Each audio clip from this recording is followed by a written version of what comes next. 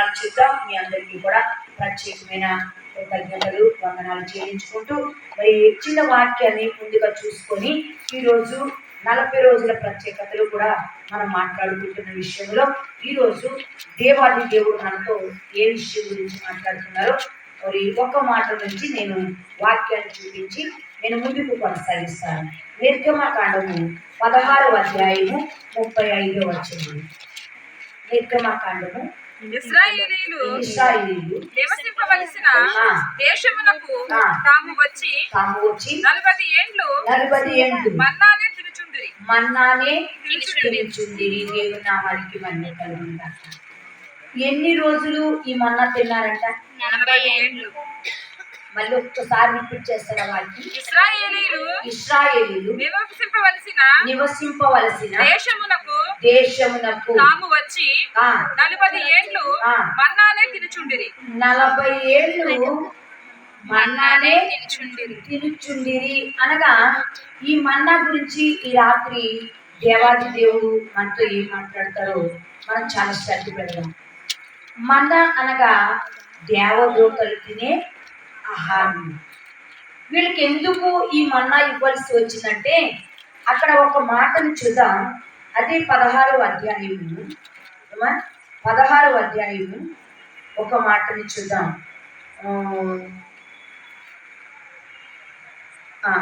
2వ వచనాన్ని ఒకసారి చదువుతారా? ఆ అరణ్యములలో ఇశ్రాయేలీయుల సమాజం అంతయు మోషే అహరోనుల మీద సలిగెను. అది ఎందుకు ఆ అరణ్యములో ఉన్నప్పుడు ప్రభువుని చూపించారా? ఇశ్రాయేలీయులు అరణ్య ప్రయాణ మార్గంలో ఉన్నారు. చాలా జాగ్రత్తగా విన్నారు. అరణ్య మార్గ ప్రయాణంలో ఉన్నప్పుడు వీళ్ళు ఏం చేశారంటే దేవుడు వారిని పాలు తేనెలు ప్రవహించే కానాల్లో ఉంచాలని ఒక ఆలోచనతోటి ఐగుప్తు బానిసలుగా ఉన్న వీరిని వారి యొక్క బాధను చూసి వారి కష్టాలను చూసి వారిని విడిపించుకుంటూ వస్తున్న ఒక సమయంలో వీరు ఎక్కడున్నారు తెలుసా? అరణ్య మార్గంలో ప్రయాణం చేస్తున్నారు. అరణ్య మార్గంలో ప్రయాణం చేస్తున్నప్పుడు వారు దేవుడు ఐగుప్తులో ఉన్నప్పుడు ఎంత బాధలు చూసి విడిపించారో ఈ అరణ్యంలోకి వచ్చేసరికి వీళ్ళు మర్చిపోయారటండి. మర్చిపోయి వీళ్ళు ఏం చేశారంటే మోషే మీద అహరోను మీద సణుగుకోవడం మొదలు పెట్టారు. దేనికి అంటే ప్రభునందు ప్రియదేవుని బిడ్డలారా, అరణ్యం అనగా అక్కడ ఏమీ లేని ప్రాంతం. అరణ్యం అనగా అక్కడ నీళ్లు దొరకవు. అరణ్యం అనగా అక్కడ ఎండిపోయిన ఒక సాదృశ్యం అండి అరణ్యానికి గుర్తు. ఏంటి అంటే అక్కడ ఆహారము దొరకదు, వాటర్ దొరకదు. ఇలాంటి ఒక ప్రాంతానికి ఈ యొక్క ఇశ్రాయేలు ప్రజలు చేరుకున్నప్పుడు వారిలో ఏమొచ్చింది తెలుసా? సణుగుడు వచ్చిందండి. ఎవరి మీద సణుకుంటున్నారంటే మోషే అహరోనుల మీద. అసలు ఒక మాట ఆలకిద్దాం. వీరు ఐగుప్తు దేశంలో ఉన్నప్పుడు, ఐగుప్తు ప్రాంతంలో ఉన్నప్పుడు వారికి ఒకవేళ అక్కడ సమృద్ధి ఒకవేళ ఆహారం ఉండొచ్చు, కానీ వారికి తినే సమయం ఉండేది కాదు. అక్కడ సమృద్ధి ఉంది కానీ అక్కడ వీరు బానిసలుగా ఉండేవారు. ఆ ఐగుప్తులో వీరు వేదన అస్తమాటు కన్నీరు కార్చేవారు. వారు అక్కడ ఉంటే వారికి మనశ్శాంతి లేదు. ఎక్కడున్నప్పుడు? ఐగుప్తు దేశంలో ఉన్నప్పుడు. ప్రభునందు ప్రియదేవుని బిడ్డలారా, ఈ రాత్రి ఇక్కడికి వచ్చిన తర్వాత వీరు అంటున్నారు మోషే మీద అహరోను మీద ఇద్దరి మీద కూడా సడుగు కొనడం ప్రారంభించారంట.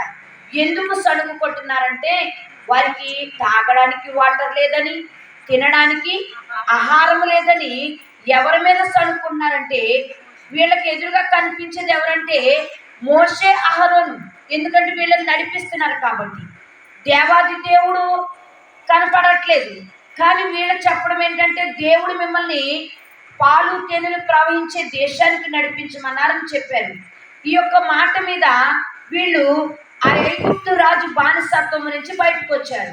ఈ అరణ్య ప్రాంతంలోకి వచ్చేటప్పుడు కంటండి వీరికి ఆహారం లేక ఎవరి మీద సలుగు కొనడం మొదలు పెట్టారంటే మోషే మీద అహరోను మీద.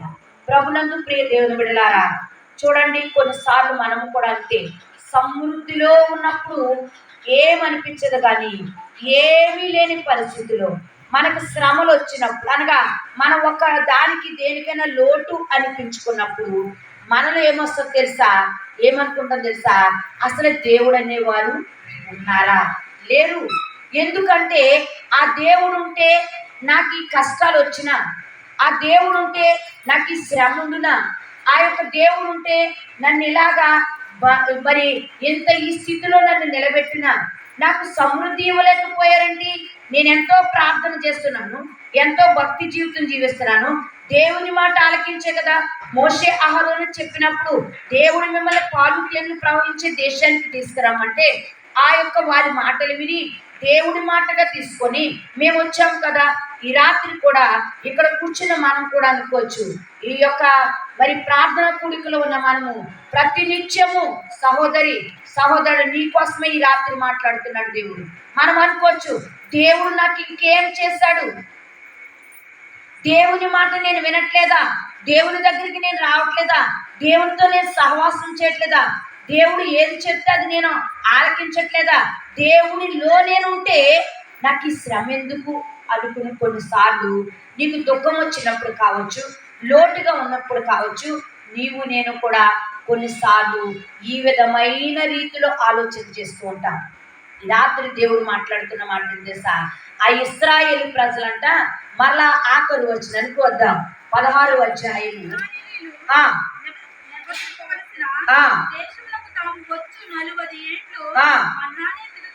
అది దేవుని నామానికి మహిమ కలుగును గాక. ఎన్ని ఏళ్ళంట?